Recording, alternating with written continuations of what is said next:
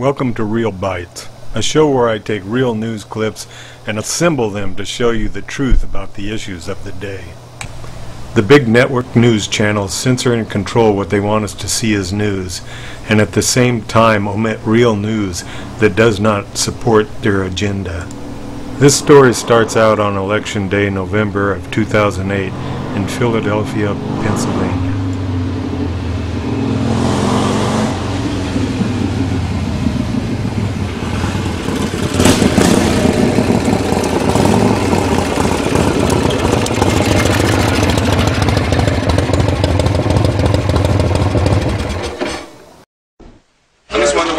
Taking pictures, that's all. Okay. I mean, no. I think it might be a little bit intimidating that you have a stick in your hand. That's why. You know? Yeah. Who are you to decide? No, I'm an attorney. I mean, that's a weapon, so that's why I'm a little worried. Who are you to decide? I mean, I am a concerned citizen, and I'm just worried that you might be... So are we. Okay. That's why we're here. Okay, but you have a nightstick in your hand. So what? I mean... You got a camera phone. I have a camera phone, which is not a weapon. Police? So the police have just arrived at 1221 Fairmount, where there's a guy with a billy club intimidating voters. Philadelphia PD have arrived. There's nothing going on at all. I don't even know why y'all call. We can't stop people from voting. We're not. They're not stopping. He has a billy club in his hand. Let the lawyers say that's why they're going to do should I? No, I know. They saw me out here earlier. No, they're not. The police are here right now. Come on, that's my car. That's my car. That's my car. So, no, I'm telling you. Yo.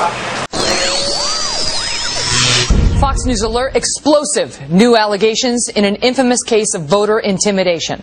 A former Justice Department lawyer giving America Live a dramatic interview today, alleging politics and race were to blame for the decision not to pursue serious charges against members of the new Black Panther Party. The case beginning November 4th, 2008, with the presidential election underway. A voter catching on amateur video members of the new Black Panther Party wielding a nightstick, wearing uniforms, and issuing threats to voters outside of a polling station.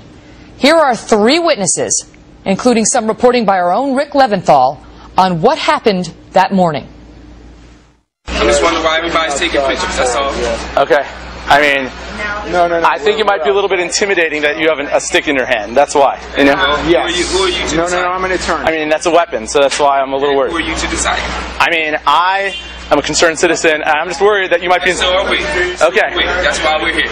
Okay, but you have a nightstick in your hand. So what? I mean... You got a camera phone. People come to vote, and they come to vote in a peaceful atmosphere. They don't come to have somebody taking cameras and microphones and putting it in their face. Well, do people come to vote with expecting to see someone with a nightstick out front? Was that... Nobody here has a nightstick. The Department of Justice went after those new Black Panthers, won the case, and was ready to talk sentencing, when suddenly, under the new leadership of Eric Holder, someone at the DOJ made the call to drop the case. And now, one of the lead lawyers who brought and won that case only to see it dismissed has resigned from the Department of Justice just a few weeks ago. J. Christian Adams gave us an exclusive television interview earlier this morning. He is also a contributor now for Pajamas Media. Take a listen. What was basically the heart of the case against them? Yeah, this 1965 Voting Rights Act protects voters from voter intimidation. You're supposed to be able to go vote without somebody with a weapon shouting racial slurs at you like these folks were doing in Philadelphia. What were they saying? Well, they said you're about to be ruled by the black man cracker. They called people white devils. They menaced. They tapped their baton. They tried to stop people from entering the polls. Is there any question in your mind that that violates the law? No, nor anybody who worked on the case. It's the easiest case I ever had at the Justice Department. It doesn't get any easier than this. If this doesn't constitute voter intimidation, nothing will. What happened at the Department of Justice to get you to the point where you literally snatched defeat from the jaws of victory? Sure. Well, I mean, what happened was, and there's been testimony, we were ordered to dismiss the case. I mean, we were told, drop the charges against the new Black Panther Party. Who told you that? Well, The testimony has been that Steve Rosenbaum and Loretta King, two political officials at the department, ordered the dismissal of the case. Of course, that was the first story. Eventually, it was revealed that there were more people involved. What was really going on here? Well, I mean, there is a pervasive hostility to bringing these sorts of civil rights cases. I've worked on other ones at the Justice Department. I've worked on cases in Mississippi. I've represented both black victims of racial discrimination, Hispanic victims, and in this case, a white victim of racial discrimination. There is a pervasive hostility within the Civil Rights Division at the Justice Department toward these sorts of cases. You have said that after the dismissal of the new Black Panthers case, that a mandate was issued, that no more of these cases brought against black defendants would be brought. Is that the case? That's what I just said. And look, this is an administration that campaigned on transparency. They campaigned on restoring integrity to the Justice Department. And they also claim they're going to be post-racial. On all three of those, they flunked the test on the Black Panther dismissal. None of these things came true. The same week this story is breaking, the networks decide the following two stories are the ones worth showing. 30 days in jail on the reckless driving case, 30 days in jail on the first DUI case consecutive, and 30 days in jail on the second DUI case consecutive. That's 90 days in jail. The court is also going to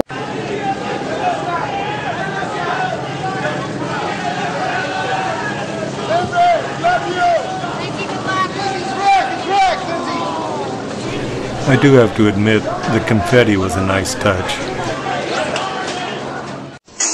Total idea. What the fuck do you hope to accomplish with that? What are you hoping to accomplish with that? What, are you gonna pay me back? If you do that, it's over. It's over now. Fuck you. How dare you act like such a bitch when I'm being so fucking nice. The week of August 12, 2010, the new Black Panther seen holding the Billy Club in the November 2008 video is caught in a racist rant. I hate white people. All of them. Every last iota of a cracker, I hate him. Because we're still in this condition, man. We didn't come out here to play today. There's too much serious business going on in the black community to be out here sliding through South Street with white, dirty, cracker whore on our arm, and we call ourselves black men with African garb on. What the hell is wrong with you, black man? You had a doom day with a white girl on your damn arm. We keep begging white people for freedom. No wonder we're not free. Your enemy cannot make you free, fool. You want freedom? You're gonna have to kill some crackers. You're gonna have to kill some of their babies.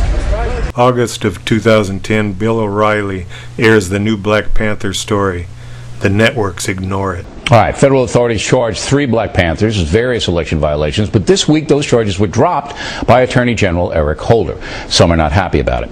With us now, civil rights lawyer Bartle Bull, who once ran Robert Kennedy's New York campaign for president, and Jimmy Carter's as well. So you're an old liberal, right? I'm an old liberal, I would say. Attorney. A John Kennedy Democrat, and I was a civil rights lawyer in Mississippi for a time.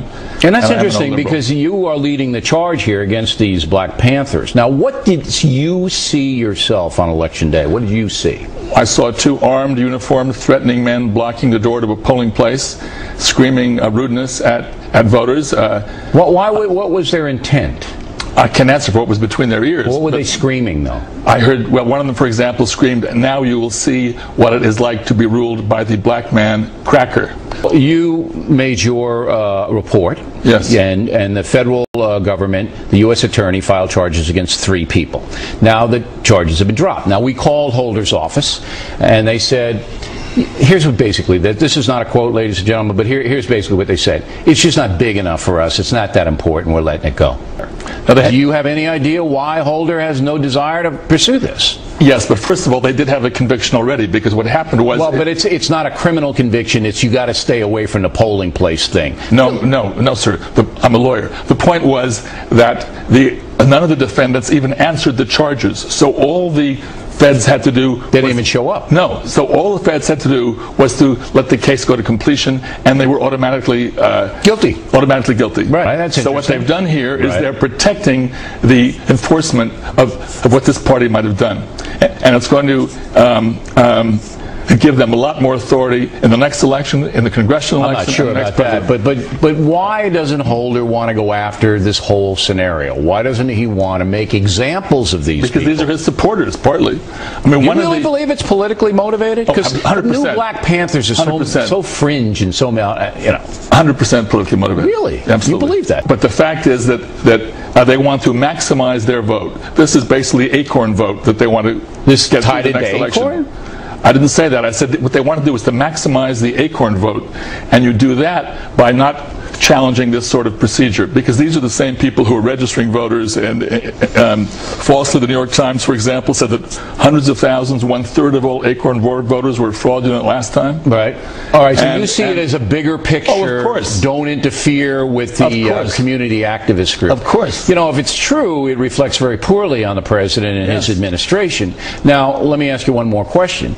If what you're saying is true, it's only going to become an issue if the media drives it. Yes, sir. I don't think you're going to get you. That's right, and that's why you're here. And I believe, has the Philadelphia media picked up on this at all? Or? I don't know. I believe not much. How about CNN? Are they on it? I don't know. NBC? I don't know. You know more about that than I do. Well, nobody called you from those organizations? No. Martin Luther King did not die to have people in jackboots with billy clubs blocking the door to polling places. And neither did Robert Kennedy. You're absolutely right. All right, Mr. Bull, what I want you to do is pursue the case, as obviously you're angry about it and you want justice done. Pursue the case. Let us know what happens. We'll assist you, because we want Holder to tell us why he dropped it. That's a pretty easy question. I think that's a fair question. I hope they will. All right, Counselor. Thanks very much for coming in. What is the important story here? Lindsay Lohan and Mel Gibson? Or Eric Holder failing to enforce civil rights laws for white victims?